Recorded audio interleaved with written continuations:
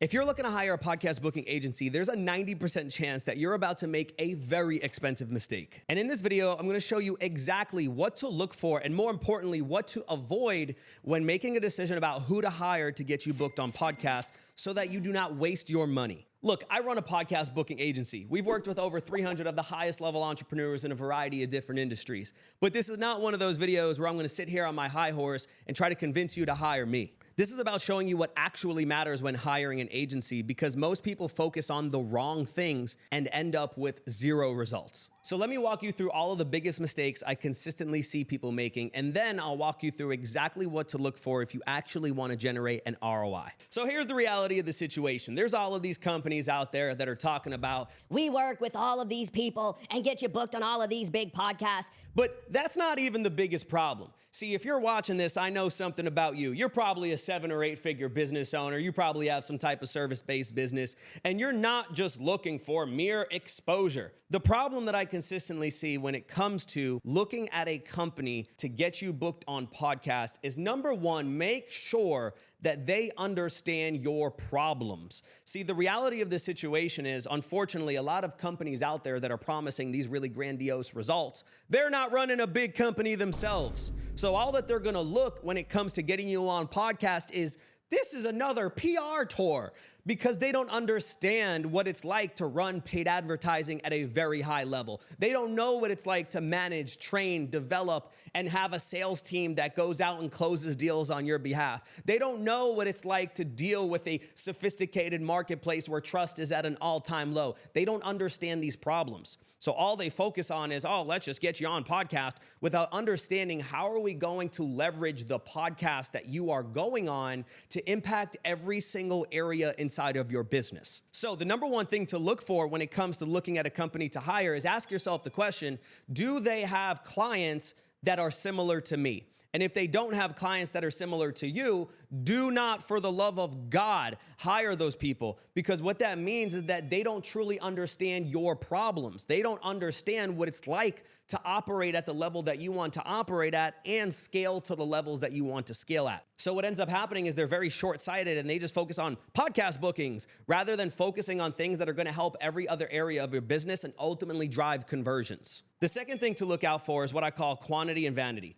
What I mean by that specifically is a lot of these companies will promise you to get you booked on 30, 40, 50, 60, 70 podcasts. Now, quick side note on this. Last Friday, I was talking with a guy that actually runs an 8-figure company. And I was shocked because typically people that I work with that are doing 8, 9 figures in their business, they understand the value of their time and maximizing their time, but not Rich. Rich didn't quite get that. And I got on a call and I said, Rich, why are you on this call? And what he said was, well, Devin, I'm already going on 10 plus podcasts a week. Okay, let me make sure you understood that. A week, meaning an 8-figure business owner was spending 10 plus hours per week on a podcast. And I asked him, I said, well, with that being said, man, if you're spending 10 hours a week, you must be getting some incredible results. And what do you think Rich told me? He says, Devin, not really. And I said, Rich, why do you do it? And he says, well, I got to keep the buzz out there. Oh my God. I almost had an aneurysm, God forbid, on that call with that guy. Because here's an 8-figure business owner believing that he has to go on 10 podcasts a week to create a buzz, but he's seeing no tangible results. And I asked him a very simple question. I said, Rich, let me ask you a question, sir.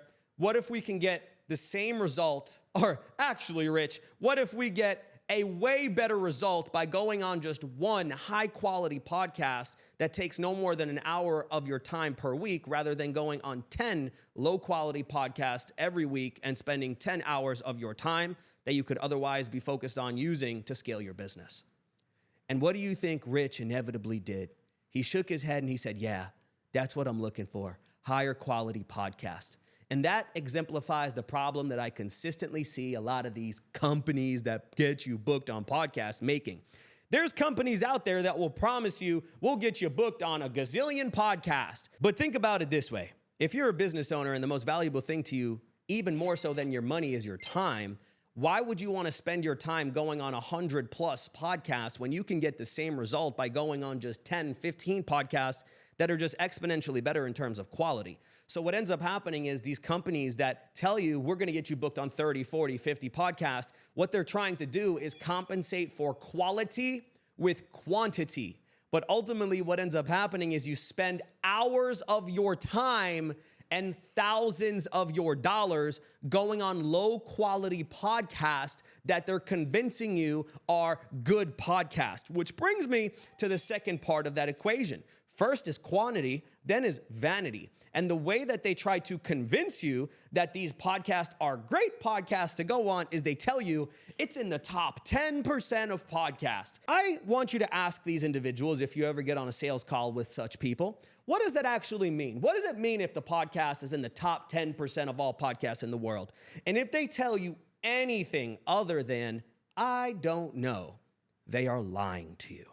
The reason why I know that to be true is because that data in terms of global ranking of a podcast comes from a company called listennotes.com. And I decided one day by my lonesome, as I was bored in my dungeon, I figured, why not go email the founder of Listen Notes and ask him the also glorious and mysterious question of, what does the global ranking even mean? And sure enough, he responded by saying, sir, that is proprietary information that we cannot divulge. It is a formula that is internal to us. And immediately at that moment, I came to a massive realization that most companies are using data that looks good, but is 100% unsubstantiated. And what ends up happening is you think 10%, oh my God, must be a great podcast, but you have absolutely no idea what that actually means. So now what the company is ultimately doing is telling you a statistic that sounds really good, but has absolutely no meaning whatsoever to you as the business owner. So here's a really good question to ask if you're on a sales call with one of these folks. How do you guys actually measure how many people I am going to get in front of on these podcasts? And if they cannot answer that question with precision, run for the hills because it is going to be a terrible experience. Okay, the next problem goes back to my man, Rich. So Rich, I asked him another question. I said, okay, Rich, why do you feel like these podcasts are not producing the results for you that you desire? And what he says was, Devin, the people that are getting me booked on these podcasts, they're not even the right audiences. He says, the company is kind of just taking a spray and pray approach. And I asked him a very simple question. I said, Rich, you're an 8-figure business owner, right? And he said, yeah. And I said, did you get that way by taking a spray and pray approach to growing your business? Or were you very precise in the way that you set goals, strategized, came up with tactics? And he says, no, man, I was dialed in. I was very precise. And I asked him a very simple question. I said, Rich, why are you trying to take a spray and pray approach when it comes to getting on podcast when that's not the proven formula to success in anything that you've ever done? And I kind of saw like a light bulb go off in this guy's head. And he asked me a question. He says, well, Devin, what's the alternative? Because I thought that that's the only thing that could actually work when it comes to being a guest on podcast. And what do you think I said? Well, I'm so glad you asked. And what I went on to explain was, listen, I was a captain in the United States Army. And with that being said, the thing that I loved most was working with snipers because they are extremely precise in how they target it. Now, the thing that is important to understand is when looking for a company to hire, you need to make sure that they are extremely targeted in the people that they get you in front of. Because if I could get you in front of 100 million people, but nobody in that audience actually gives a damn about what you have to say, is it worth it? Absolutely not. Because chances are you're not here because you just want PR. You want to get on podcasts so ultimately you can get some more traffic and grow your business. Let's just be real for a second. And that's the thing. Sometimes people tell me, I just want more eyeballs.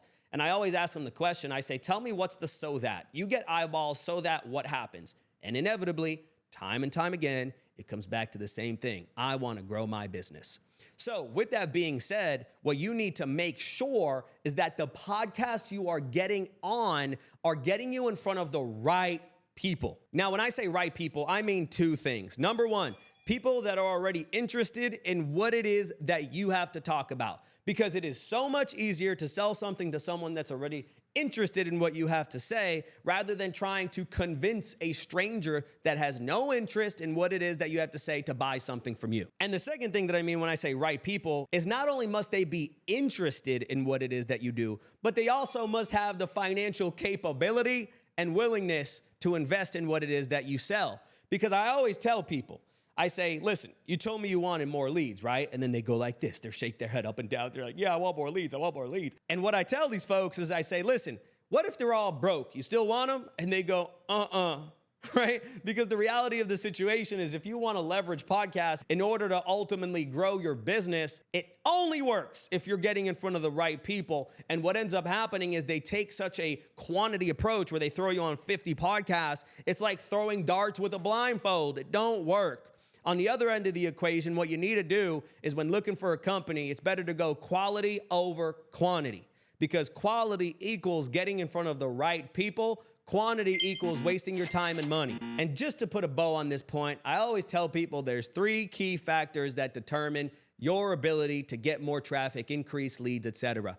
You got to have the right message for the right person at the right time. Those 3 ingredients will get you more traffic. But the problem is if you're just going on a bunch of podcasts and the company you use is just taking a spray and pray approach, you're not going to be able to get the right message in front of the right person at the right time. And it's just going to be like knocking on a stranger's door and hoping it works out. So the question to ask on a sales call is, how do you actually validate that the audience you are getting me in front of matches my ideal client and that they have the financial capability and willingness to pay me what it is that I'm worth? And now, my favorite of all. I went back and I asked Rich. I said, sir, one last question. He said, please ask me as many questions as you want. I said, Rich, I got to ask you a question, man. You've gone on a lot of podcasts, hundreds at this point, and you really haven't converted much at all, sir. I said, I got to ask you a kind of silly question. The company you're working with, how did they teach you to convert on these podcasts? What was their system? What was the infrastructure that they helped you build? And what he said was, they just told me to go on the podcast. There really isn't a structure. There really isn't anything that they told me how to do. And this, my friends, is the thing that drives me crazy, because it's robbery. It is robbery. What I mean by that is this. What most companies do, and this is a major red flag to look out for. Number one, if they just tell you, we just get you booked on podcasts, but they don't have a system to help you convert, run faster than Usain Bolt during the Olympic world record. Run for the hills, because you are going to waste your money. But also, number two, what that demonstrates is a lack of professionalism. Because if they're getting you on podcasts, but they're not allowing you to succeed on the podcast at the highest level by having a system in place to help you convert, the question you got to ask yourself is, where else is that lack of professionalism leaking into? Now, on the other end of the equation, a lot of these companies have gotten slick, and they'll tell you something on these calls like, we're going to develop this monetization system that's going to do these different things. But remember how I started this conversation by talking about the fact that, number one, I hate to take shots, and quite frankly, some of my competitors, quote unquote, they're going to be mad, but I'm just going to call it like it is. A lot of these people are old school folks. Meaning, if you look at how they're currently marketing, they're typically doing stuff based on referrals, or they don't understand how to succeed as a direct response marketer with the ultimate end desire of getting somebody on the phone that is pre-sold and getting them to convert. In other words, they're not real marketers. Sorry, not sorry, I'm just calling it like it is. If it quacks like a duck, chances are it's a duck. So with that being said, you got to look at the company and you need to ask the question, do they actually represent what it looks like to convert? And if the answer is no, chances are they don't have a good conversion system to teach you. So with that being said, now how they try to get away with this is they'll tell you, we've had all of this success with all of our clients. And then if you ask them what are the strategies, I'll tell you what most of their strategies are. Send them to a landing page. Go have them opt into a landing page. Like they opt in and then they go to a thank you page that says, check your inbox. And that's it. Now you send them into your nurture sequence that ultimately does nothing, but it just drives me crazy. Hopefully you see the level of frustration that I have even articulating this to you, because I can't even begin to tell you how many conversations with business owners I've had where they've used these outdated marketing strategies that worked back in 2015, where you could pretty much just run a Facebook ad to a VSL and make $1 gazillion. But it's not that time anymore. And those strategies don't work. And if you just implement the strategies that used to work rather than using the strategies that currently do work, you're gonna be cracked up to believe that this is a great strategy that they're gonna sell you on, but it's not gonna work because it's outdated. So the thing you need to do, number one, and I would recommend learning about what we call the 5 levels of market sophistication. Level 1 being that it's a new product in a new market. It's something where pretty much you can run a Facebook ad and people will buy it instantaneously. Level 5 being skepticism is at an all-time high and people do not trust anybody. That's the market we live in now. But the problem is that people are using and teaching strategies that worked in a level 1 sophisticated market where trust was at an all-time high, and they're trying to apply that to a level 5 sophisticated market where trust is at an all-time low. So here's a really good question to ask on the sales call. Number 1, how much revenue do you guys make inside of your business? And if it's a low number, what does that tell you? That you shouldn't trust them, okay? And number 2, what is the specific strategy that you're gonna teach me to be able to convert? So one last thing, it's not just about having a strategy to be able to monetize these podcasts, but whatever company you work with, you also wanna ask them the question of, how do you actually track the data from each of these podcasts so I can see which ones performed well versus which ones did not perform? And chances are they're not gonna have any system of tracking the data from each and every podcast. And quite frankly, that's why a lot of the people that I speak to consistently say, Devin, I went on podcasts and I don't know the result. I don't know which podcast worked. I mean, sometimes I ask people and I even have it on but I don't really know down to the number of how many leads I got from each podcast, how many sales I got from each podcast specifically. And they leave it up to chance because the company they worked with did not have any specific attribution system in place to capture data from each of the shows so you know what's working, what's not, and ultimately what you need to adjust in order to get better results. So here's what we've learned after working with quite literally hundreds of very successful business owners and getting them booked on over 5,000 podcasts. The reality is that the only thing that works are the right podcast monetization systems paired with the right audience. That is what actually produces an ROI. Now, just to reiterate, when I say the right audience, I specifically mean people that are interested in what it is that you have to talk about, and number 2, people that actually have the money to pay for what it is that you sell. So before we ever talk about any conversion systems or monetization strategies, the ground foundational level of everything is, are we getting you in front of the right people? And that's where these companies totally screw up. They look at you and see that you're in a marketing industry or something, whatever industry, and they just say, oh, I'm just gonna get them on a business podcast because that's probably the right one to go on. But they haven't done any sort of validation. They don't have any vetting process, any vetting framework. So what ends up happening is you go on the podcast, it doesn't work, and you're like, what the heck? These guys told me that this was a good podcast for me. So that's why we use a completely different approach. So step number 1 in our process is very simple. Before I go out and get you on podcast, we first must create what we call a hyper-targeted placement strategy. Meaning, before I go out and get you on podcast, I must first become your client. In other words, I must first understand what you do, who you serve, and ultimately the transformation that you help people accomplish and experience so well that if you wanted to hire me to be on your sales team, you could. Because only when I understand your business and your client to the T could I possibly go out into the marketplace and look for the podcast where those people are spending their time. So that's why we have to study your offer. Do you have a back-end continuity program? How are you currently getting leads right now? What's your story?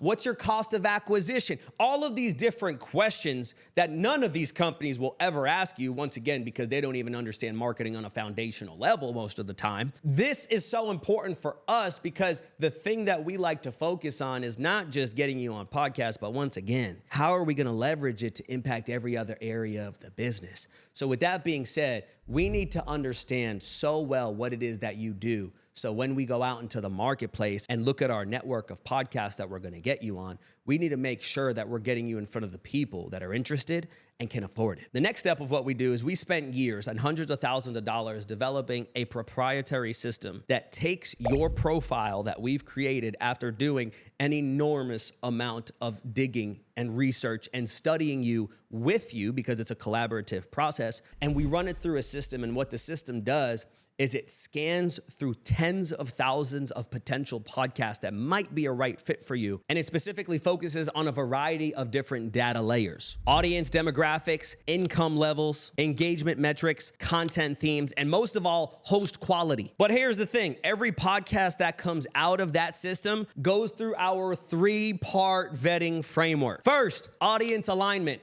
Does this audience reflect your ideal client? So what we do is when we have a potential podcast, instead of just bringing it to you, we run a strategic audience test with 4 critical components. Number 1, is this audience likely to be financially qualified to afford what it is that you have? Number 2, do they have the problem that you solve? Number 3, do they have the mindset that is likely to be open to what it is that you speak on? And number 4, would they naturally see value in your solution? Now, let me make very clear: if any podcast, I don't care how big it is, does not pass all 4 of those checkpoints, we do not present it to you, because what that means is it's going to reduce your chances of being able to convert from that podcast. The second thing is topic alignment. Does what you talk about naturally fit in to the content theme of this specific podcast? Because if it doesn't, chances are it's not going to have your ideal client listening to it. And then the third thing is host and show quality. Unfortunately, what a lot of companies do is they'll just get you on a podcast with somebody that started last week in their mom's basement, and it sounds like it's super echoey. The host is very unprofessional.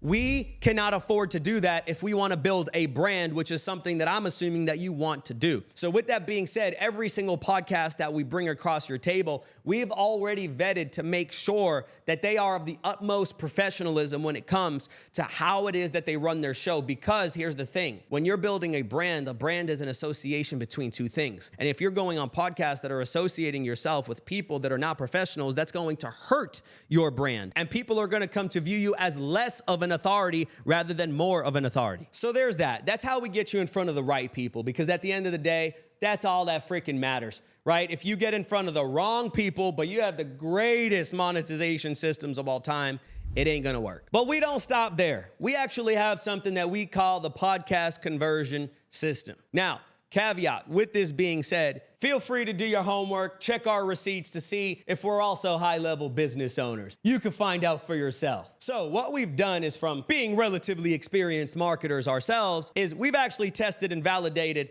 a 4-part podcast conversion system that's designed to, now that we got you in front of the right people, we have to be able to channel that attention and turn it into dollars. And here's how we do it. The first part is what we call maximizing listener retention, because it's not about how many people click and listen to you on the podcast. It's about how much of that person's attention can you retain. In other words, how much can you get that person to listen to the podcast? So what we do with all of the clients we work with is we share all of the best practices for how to get somebody to click on the podcast and stay until the very end. Because here's the thing: what we always say is retention equals conversion. The reason why is because the longer somebody listens to you, the more they trust you. And the more they trust you, the more likely they are to convert. So this is not some cookie cutter stuff that I learned from reading a book. These are principles that we've developed from working with people that are already doing 7 to 9 figures in their business. And quite frankly, we've worked with people like Les Brown and Brian Tracy, who are 2 of the top speakers of all time. And they even implemented these strategies and saw incredible results, because it's an art and a science behind maximizing listener retention. So long story short, if you want more conversions, step number 1 we need to focus on is increasing retention, because retention equals trust and trust equals conversion. 2, we need to craft an urgency-based offer. We already have videos on this channel where we talk about that. I'm not gonna go too deeply into it, but the big mistake people make is they just send people to a website, go to my landing page, go book a call, and they don't do it. So phase 2 of what we do if we wanna convert at the highest level is we need to create what we call an urgency-based offer that gives people a compelling reason as to why they need this offer now, why they need to act on it right now. So not only do we walk you through the 5 psychological components that go into creating the offer, but more importantly, and this is where people mess it up, is how to frame that offer so that the language you use when presenting that offer creates an insatiable desire in the person that is hearing what your offer is about.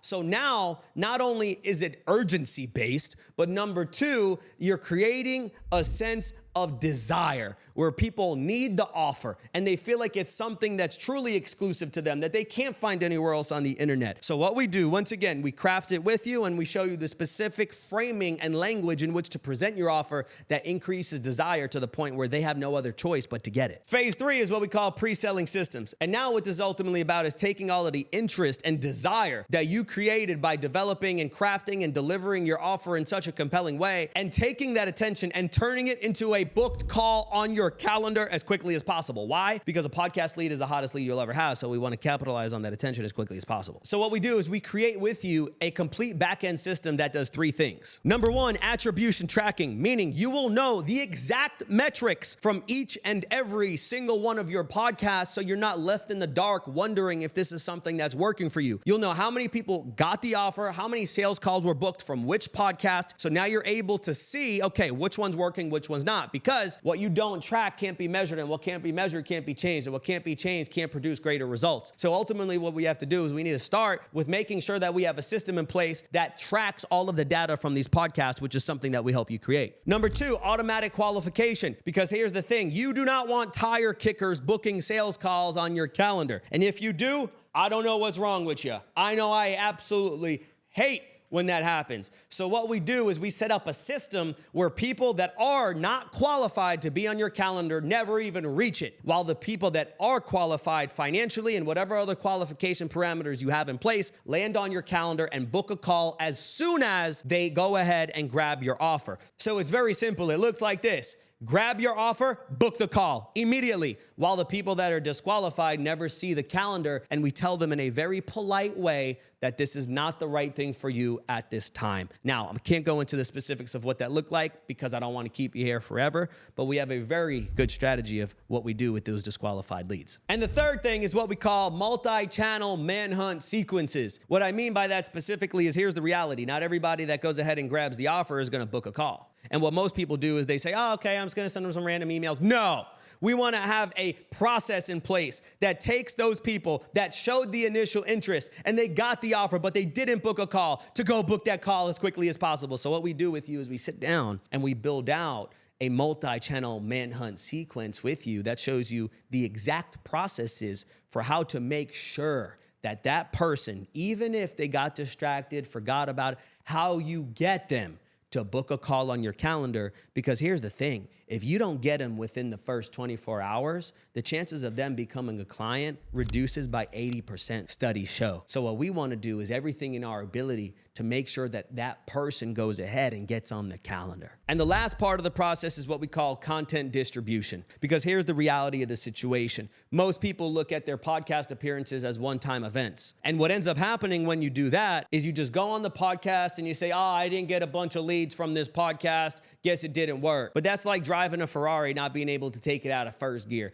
Absolutely miserable and terrible experience. And what you want to rather do instead of that is you want to take the podcast that you're going on, and instead of viewing them as one-time events, how can you strategically turn them into long-term assets? So with that being said, you must also understand this principle. Google has a rule, they call it the 7-11-4 rule, that before somebody buys from you, on average, data shows that they need to spend 7 hours consuming your content across 11 different touch points, and more importantly, across 4 different platforms. So with that being said, ask yourself this question. If I was to look myself up on all of the different platforms that people could look me up on, is my messaging consistent across each and every one of those platforms? Chances are that it's not. What happens is they view you as less of an authority, and there's a reason not to trust you because you're not consistent in how you're showing up across a variety of different platforms. But what we show our clients how to do is take the podcast that they go on and turn it into a content distribution system where they're taking that one